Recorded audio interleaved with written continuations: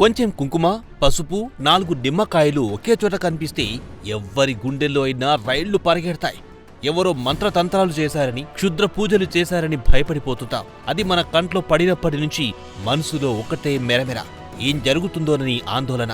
అయితే అమావాస్య, పౌర్ణమితో పాటు కొన్ని ప్రత్యేకమైన రోజుల్లో ఇలాంటి దృశ్యాలు 4 వీధుల కూడళ్లలో కనిపిస్తుంటాయి. ఇక ఏకంగా కోర్టు హాల్లో నేలపై బియ్యం కనిపించిన పెద్ద దుమారానే రేపింది. దాదాపు అరగంట పాటు విచారణే ఆగిపోయింది. కేసును వాదించడానికి లాయర్ వెనకడుగు వేశారు. దీంతో విచారణకు అంతరాయం ఏర్పడినందుకు జడ్జి ఫైర్ అయ్యారు. ఇంతకీ ఆ బియ్యాన్ని ఎవరు వేశారు?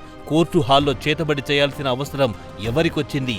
తెలుసుకోవాలనుకుంటే లెట్స్ వాచ్.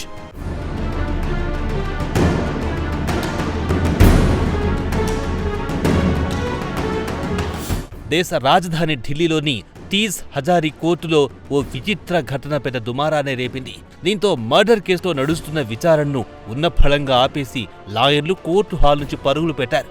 ఇంతకీ ఏం జరిగిందంటే 2011లో జరిగిన ఓ హత్య కేసులో సజ్జలైన డాక్టర్ చందన్ విభాస్ నిందితుడిగా ఉన్నారు. ఈ కేసుకు సంబంధించిన ఆగస్టు 11న అదనపు సెషన్ జడ్జి షెఫాలి బర్నాల్ ఠాండన్ ముందు విచారణ జరుగుతుంది. ఈ సమయంలో ఆయన ఉన్నట్టుండి నేలపై గుప్పెడు బియ్యం చల్లారు. దీంతో కోర్టు హాల్లో ఒక్కసారిగా సీన్ మారిపోయింది.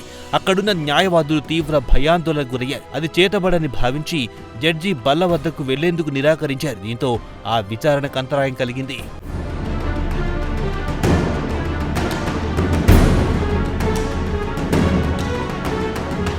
దీంతో ఆగ్రహానికి లోనైన జడ్జి ఎందుకిలా చేశావని డాక్టర్ను ప్రశ్నించారు. అయితే తాను తింటున్నప్పుడు చేతిలోంచి బియ్యం గింజలు కింద పడిపోయాయని నిందితుడు చెప్పాడు. అసలు కోర్టుకు బియ్యం ఎందుకు తెచ్చారని మాత్రం చెప్పలేకపోయారు. దీంతో జడ్జి తీవ్ర అసహనం వ్యక్తం చేశారు. నిందితుడి ప్రవర్తన కోర్టు కార్యకలాపాలకు ఉద్దేశపూర్వకంగా అంతరాయం కలిగించేలా ఉందని, న్యాయస్థాన గౌరవాన్ని కించపరిచేలా ఉందని ఆయన వ్యాఖ్యానించారు. తర్వాత కోర్టు సిబ్బందిని పిలిచి నేలపై పడిన బియ్యాన్ని తీయించారు. భారతీయ న్యాయ సంహిత 2023లో సెక్షన్ 267 ప్రకారం ఇది నేరమని పేర్కొంటూ సదరు డాక్టర్పై కేసు నమోదు చేశారు.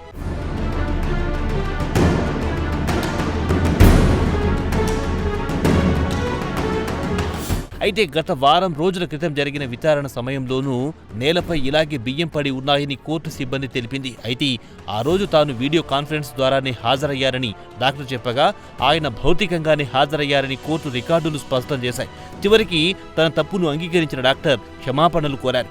ఆయనను ఎవరో తప్పుదో పట్టించారని ఆయన తరపు న్యాయవాది కోర్టుకు తెలిపారు. భవిష్యత్తులో ఇలాంటివి పునరావృతం కాదని హామీ ఇవ్వడంతో కోర్టు ఆయనకు 2000 జరిమానా విధించింది. మొత్తానికి ఓ డాక్టర్ అయిన నిందితుడు ఇలా ప్రవర్తించడం తీవ్ర ఆశ్చర్యానికి గురిచేసింది.